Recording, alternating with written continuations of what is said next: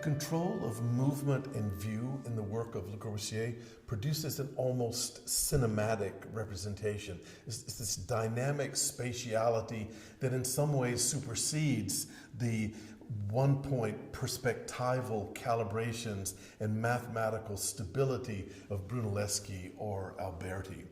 The account of Le Corbusier, then, is a good transition to the final set of modules in this course. Here we'll deal more directly with architecture's relationship to its various social and historical context, and we'll account for what we've been calling architecture's power of representation. We've already seen this power at work. In fact, the first set of modules developed the two fundamental prerequisites for representation: form and history. And then in our second set of modules, we added to that materiality.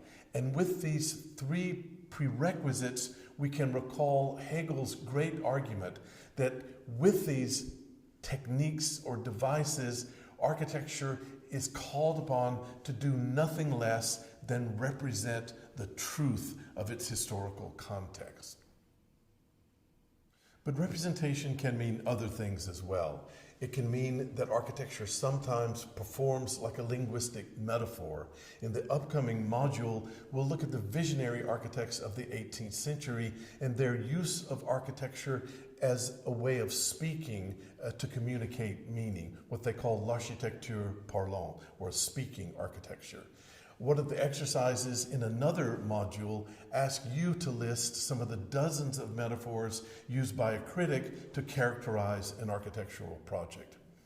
Representation can also point to the mnemonic function of architecture, that is, its power to carry memories that are historical and contextual, its power to carry collective memories. But in general, representation means that architecture performs like a cognitive map of society. It gives us a rational diagram of society's deep, complex structures.